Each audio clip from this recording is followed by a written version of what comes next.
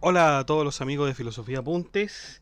Estamos a 9 de marzo del año 2023 con este tema que es realmente delicado, las indulgencias. Es especialmente delicado porque se conjugan dos aspectos muy contrarios entre sí, como son la espiritualidad y el dinero. Se conjugan dos mundos, el mundo temporal y el mundo divino, el espiritual, etc. Entonces, ¿cómo es posible que puedan convivir estos dos y que se puedan dar ciertas concesiones al mismo tiempo? La verdad es que es difícil de aceptar, difícil de imaginar. Pero en esos tiempos, ciertas circunstancias hicieron posible esta conjugación del valor que puede tener lo espiritual, y digo del valor monetario que puede tener lo espiritual y que al hombre se le puede perfectamente ocurrir. Vamos a ver este tema, el concepto de las indulgencias. Sin más dilación, vamos allá.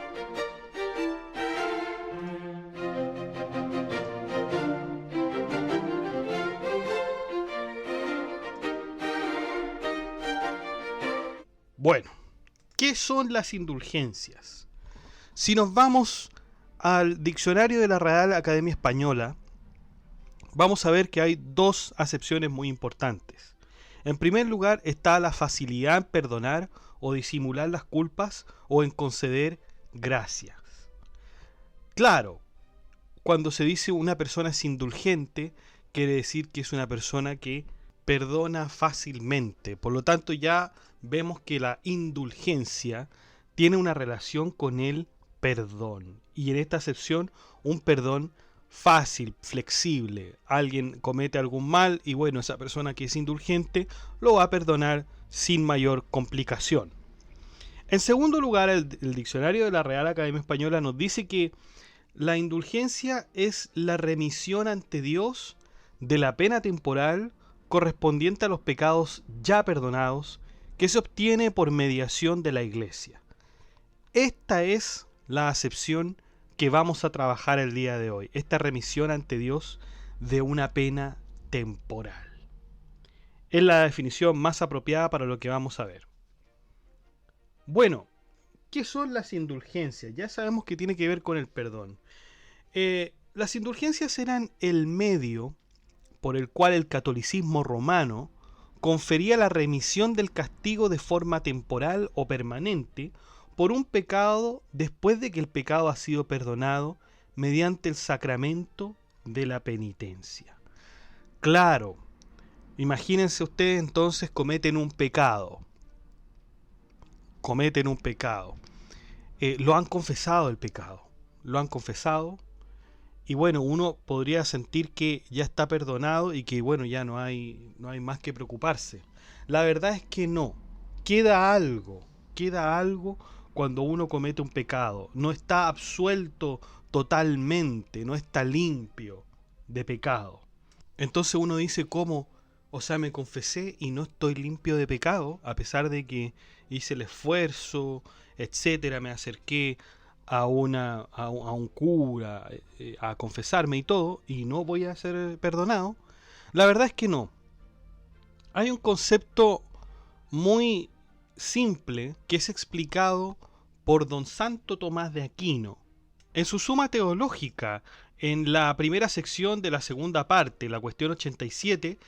Santo Tomás nos habla del reato de la pena. El reato de la pena. ¿Y qué es esto del reato de la pena? ¿Qué significa reato? Significa ser reo de la pena. Claro, porque si bien yo cometo un pecado y después voy a confesar ese pecado, sigue quedando algo, porque de acuerdo a Santo Tomás de Aquino, la persona queda amarrada a 3 órdenes. Cuando se comete un pecado, se puede cometer un pecado contra la razón, contra la naturaleza o contra la divinidad. Entonces, si yo cometo un pecado, claro, puedo cometer un pecado contra la razón, contra la naturaleza, quizás, pero también me va a quedar que soy reo de la pena divina. A lo mejor no voy a poder, claro, me van a perdonar por los otros pecados, por el pecado de la razón, por el pecado de la naturaleza, o el pecado de las leyes también. Ese podemos también llamarlo de la naturaleza, de las leyes. Por ejemplo, yo quebranto la ley, en el sentido de que voy a robar, voy a cometer un pecado, voy a robar o voy a asesinar a alguien. Perfecto, quizás el gobernador o el príncipe en esos tiempos podría perdonarme. Y bueno, ahí estaría libre. Pero queda un reato de pena con respecto a lo divino. He cometido homicidio. Y yo tengo que entender, o he robado, y yo tengo que entender que las leyes humanas no son las mismas que las leyes divinas. No por ser perdonado el pecado aquí en la tierra va a ser perdonado el pecado ahí en el cielo, ¿no?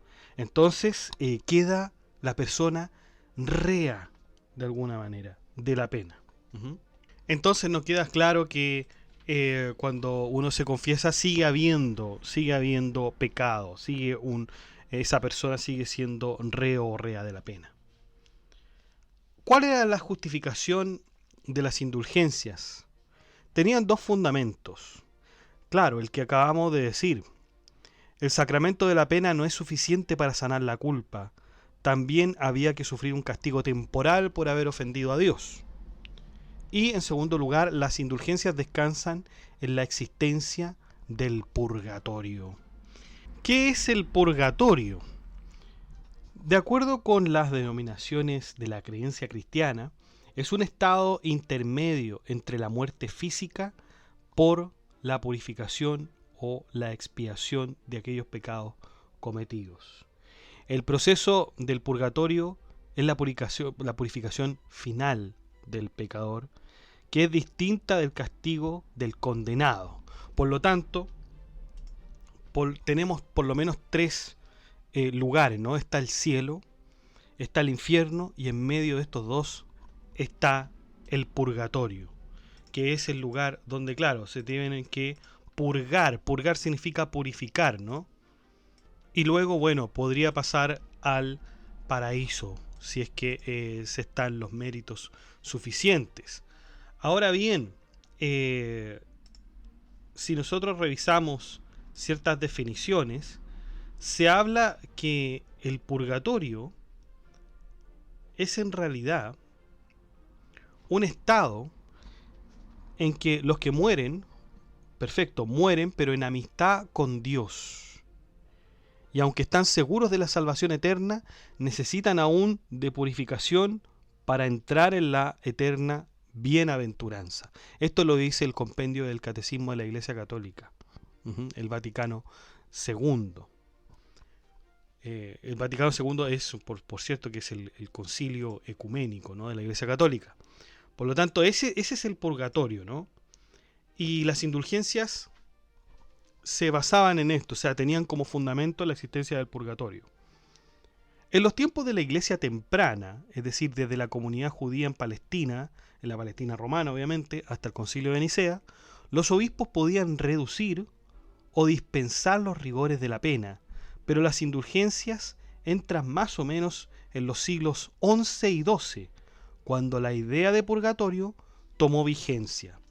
Ahora uno bien se puede preguntar, ¿el purgatorio está en la Biblia? ¿El purgatorio lo menciona Jesús? ¿Lo menciona Dios? Hay quienes dicen que no. Hay quienes dicen que no y que esto es más bien una tradición que pertenece a la literatura cristiana. Ahora bien, los defensores del purgatorio encuentran apoyo en numerosas tradiciones bíblicas y también no bíblicas. La bien atestiguada práctica cristiana primitiva de la oración por los muertos, por ejemplo, fue alentada por el episodio en el que Judas Macabeo hace expiación por la idolatría de sus soldados caídos, proporcionando oraciones y una ofrenda monetaria por el pecado en su nombre. Esta parte del Judas Macabeo en todo caso está rechazada por los protestantes y los protestantes dicen que esto es apócrifo. Ujú. Se pueden ver ciertas menciones o ciertas relaciones al purgatorio en algunas citas bíblicas, por ejemplo, en la parábola de Lázaro en Lucas 16, 19 al 26. Lucas 16, del 19 al 31. Vamos a leerlo. Había un hombre rico que se vestía de púrpura y de lino fino, y que hacía cada día un banquete con esplendidez. Había también un mendigo llamado Lázaro, que estaba echado a la puerta de aquel lleno de llagas, y ansiaba saciarse de las migajas que caían de la mesa del rico, y aun los perros venían y le lamían las llagas. Aconteció que murió el mendigo, y fue llevado por los ángeles al seno de Abraham, y murió también el rico, y fue sepultado. Y en el Hades alzó sus ojos, estando en tormentos, y vio de lejos a Abraham y a Lázaro en su seno. Entonces él, dando voces, dijo: Padre Abraham, ten misericordia de mí, y envía a Lázaro, para que moje la punta de su dedo en agua, y refresque mi lengua, porque estoy atormentado en esta llama. Pero Abraham le dijo: Hijo, acuérdate que recibiste tus bienes en tu vida, y Lázaro también males. Pero ahora éste es consolado aquí, y tú atormentado. Y aquí viene.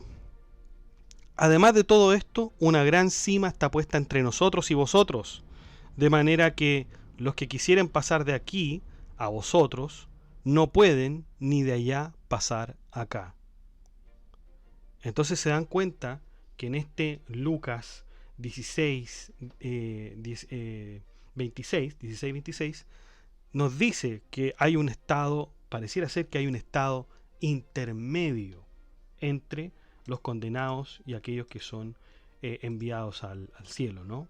Hay un espacio intermedio. Y aquí, bueno, esta se supone que es la prueba del Lucas. Y también tenemos otra que es el Lucas 23, 43.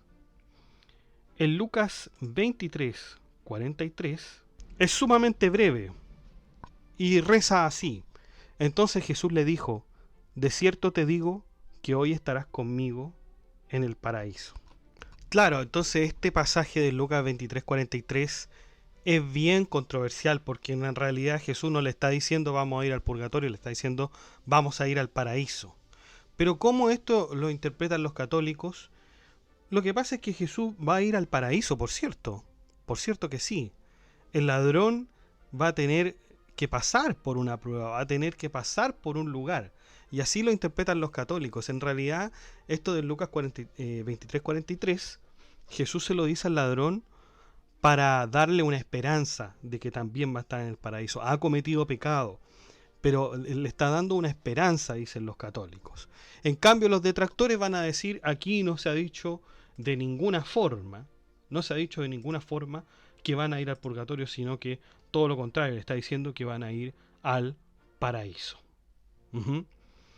¿Qué otras pruebas tenemos bíblicas con respecto al purgatorio que mencionan los católicos?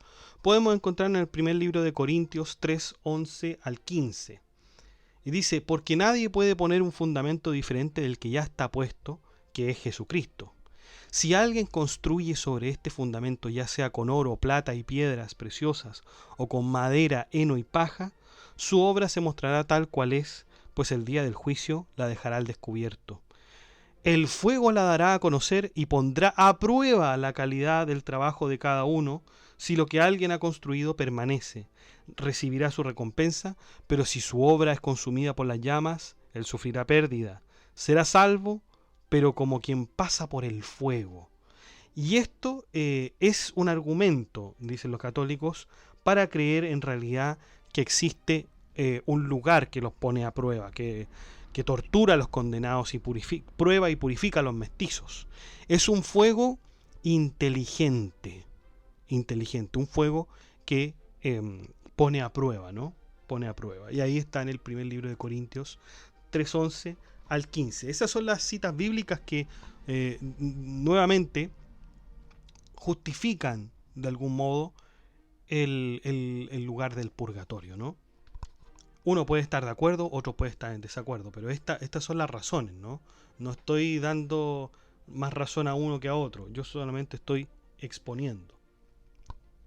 Bueno, las primeras indulgencias estaban destinadas a acortar los tiempos de penitencia, sustituyéndolos por períodos de ayuno, oración, oración privada, limosnas y pagos monetarios que se utilizarían para fines religiosos.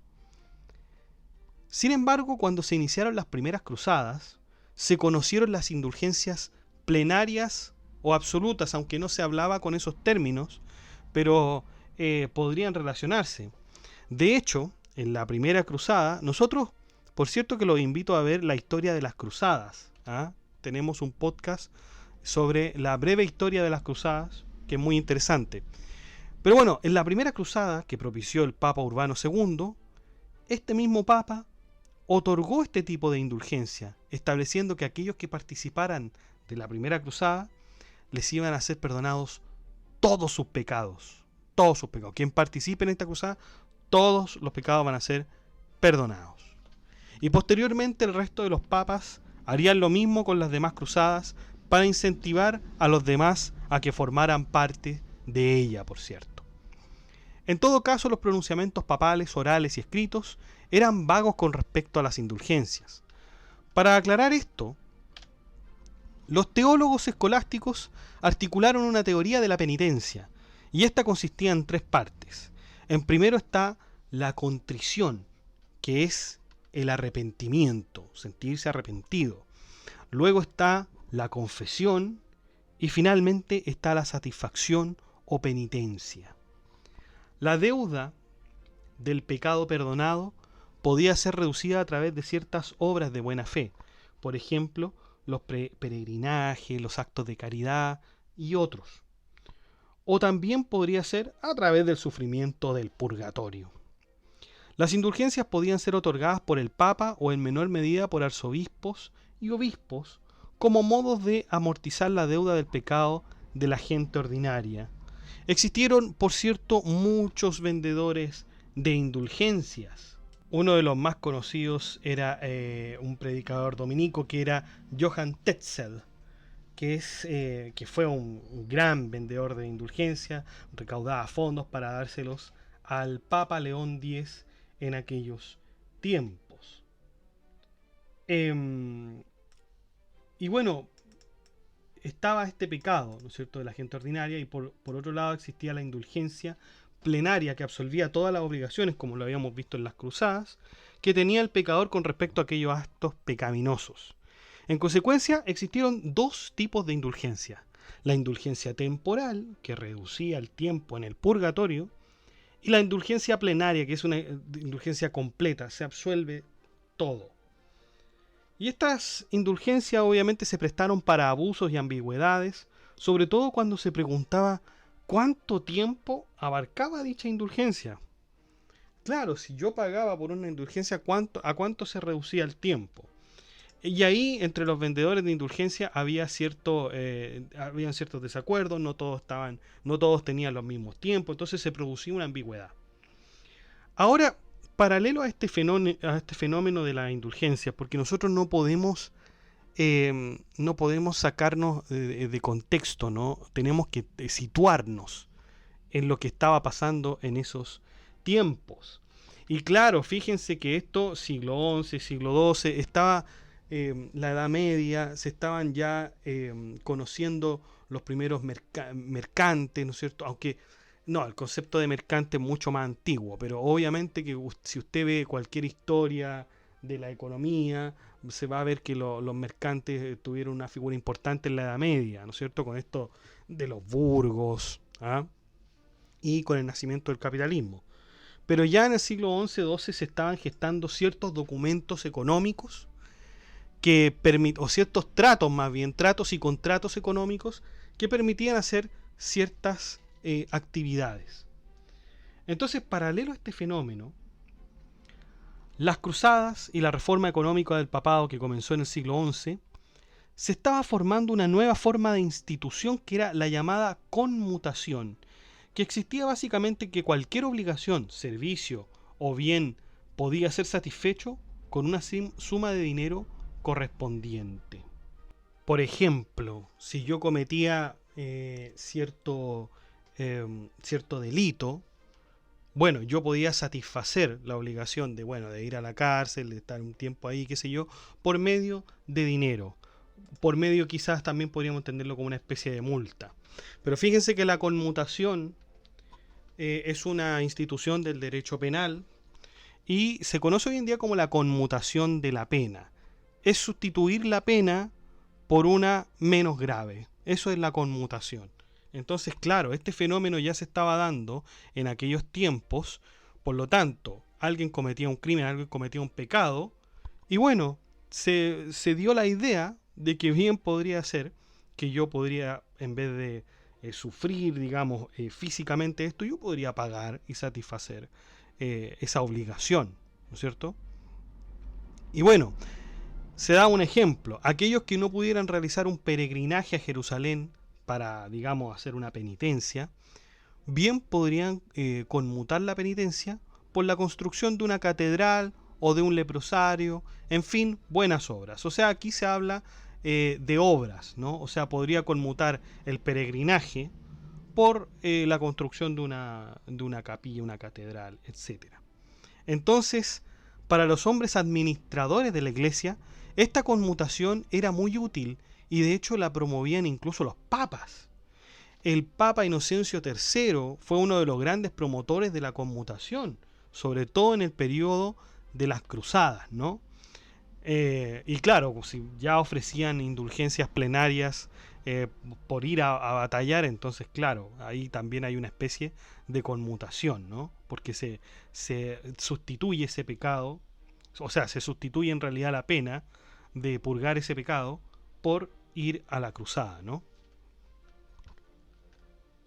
Y bueno, esto ustedes tienen que pensar que obviamente es raro, es raro, o sea, no es raro en el sentido quizá humano, como lo podemos entender ahora, pero sí es algo que llama la atención. Estamos pagando para tener ciertos beneficios, ciertas concesiones en el sistema divino, por decirlo de alguna manera. Pero bueno, muchas personas se preguntaban si por medio de las indulgencias se podía interceder por personas que ya estaban fallecidas. Bueno, si esto era posible, entonces tendrían que confesar los pecados, porque para dar una indulgencia primero hay que confesar los pecados. Entonces, ¿cómo era esto?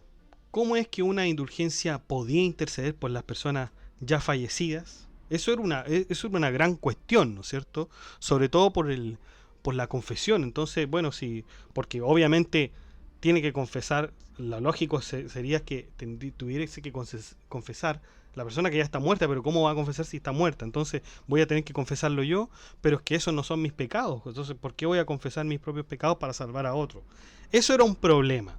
Pero el Papa Sixto IV, en el año 1476, declaró que era efectivo que se pudiese otorgar una indulgencia para una persona muerta.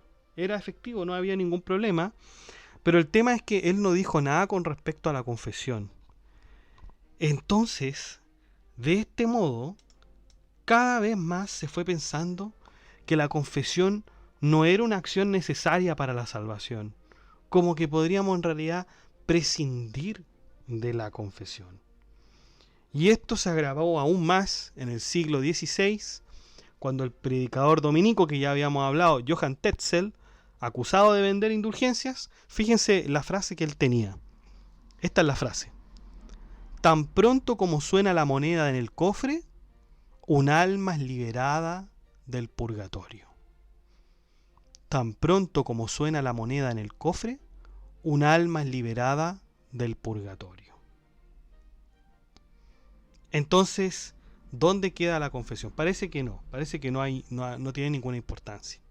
Ahora bien, claro, esto no va a quedar impune, ¿no? El primer reclamo contra las indulgencias fue realizado por Jan Hus en el siglo XIII, quien desgraciadamente terminaría condenado en la hoguera por oponerse a las mismas indulgencias. Posteriormente, el fraile agustino Martín Lutero sería quien finalmente acabaría con el sistema de indulgencias, diciendo que la salvación era en realidad gratis, o sea, uno no tiene que andar pagando. No se debía pagar por una salvación, ¿no? Y todo esto fue por medio de las 95 tesis que adhirió a la puerta de la Iglesia de Todos los Santos.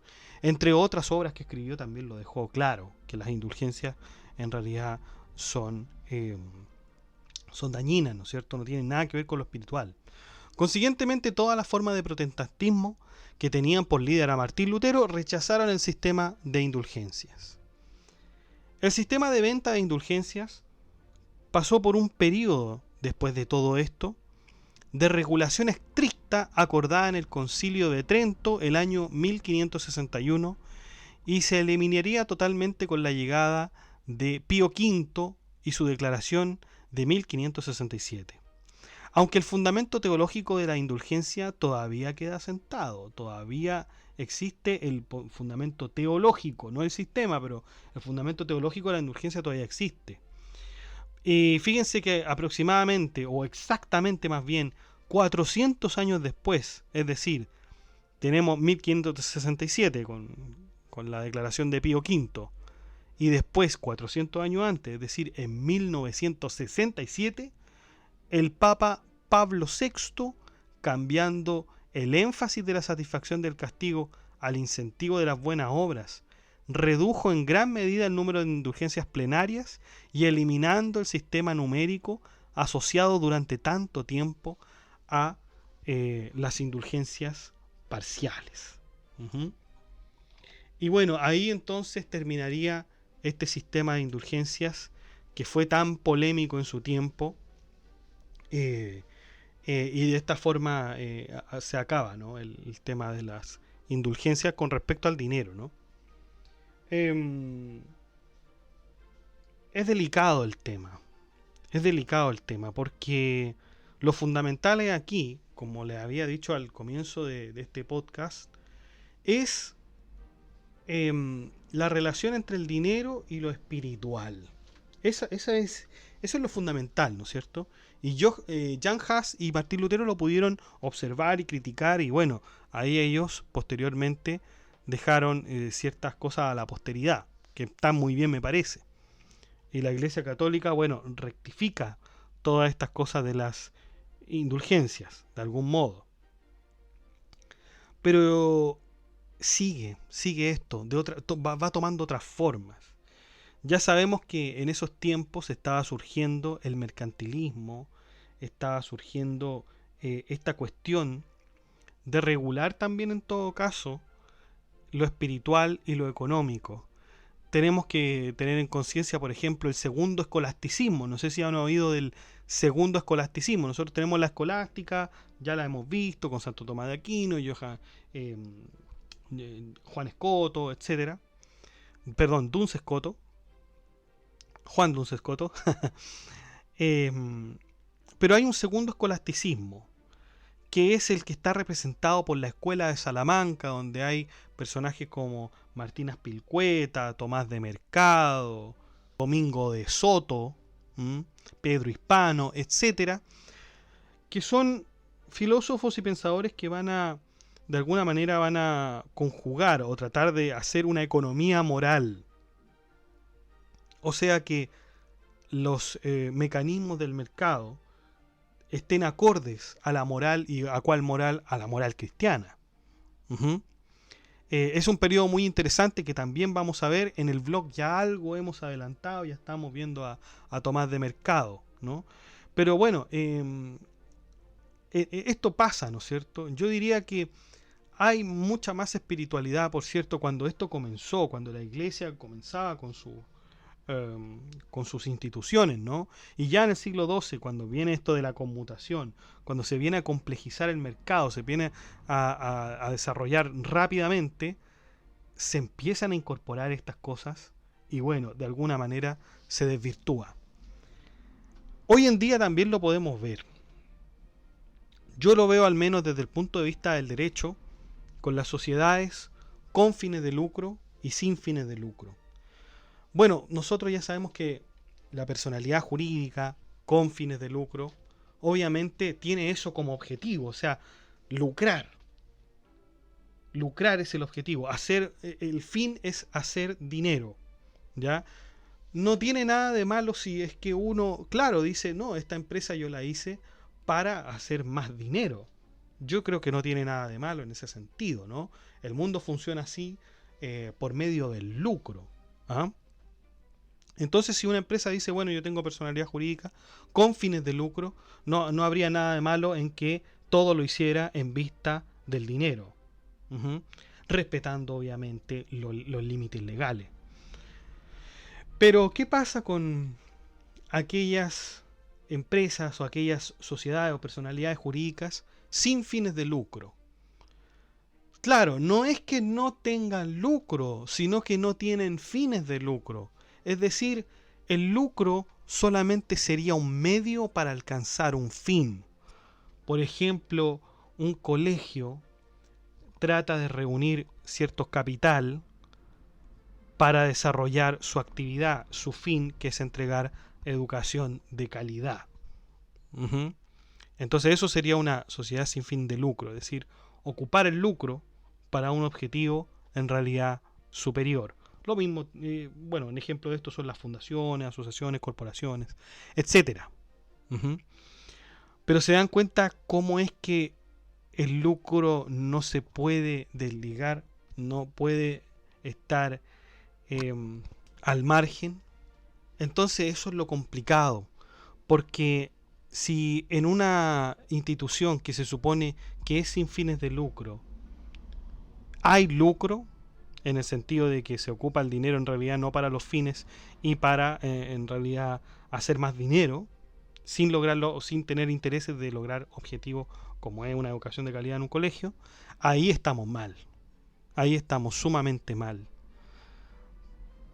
Entonces, claro, la autoridad va a fiscalizar, va a regular esa situación, va a detener a los culpables, pero el tema es si esto se termina con regulación, porque pareciera ser que cada vez que está el lucro ahí, aunque sea de forma indirecta, aunque yo lo tenga como un medio, es tentador para algunas personas que ese lucro en realidad no se transforme en un medio, sino que se transforme en un fin. Se puede objetar diciendo, bueno, todo el mundo es así, todo funciona de esta manera, el lucro no se debe mirar como algo malo, a excepción de que se ponga como un fin en aquellas instituciones en las que no son un fin. Pero entonces, ¿qué hacemos? Parece que no hay instituciones que estén libres absolutamente del lucro o como un medio o como un fin.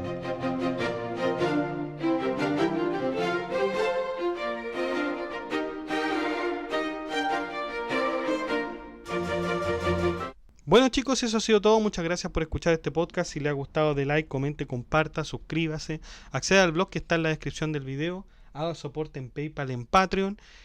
Saludamos a nuestros mecenas romanos que son Abstract Panicker y Emanuel Mendoza González, que han colaborado con este canal por medio de sus membresías. Y también saludamos a Gab Welfer, que es mecenas medieval, que también colabora con este proyecto que es Filosofía Apuntes. Usted también puede colaborar con Filosofía Apuntes a través de la inscripción de una membresía que aparece en el botón unirse abajo de cada video. Usted presiona en el botón unirse y van a aparecer 4 opciones de membresía. Usted elige una y bueno, puede colaborar con este proyecto. Si es que no le acomodan los precios de la membresía, usted puede dar en el botón gracias y poner la suma que usted considere. Que esté muy bien, cuídense, chao.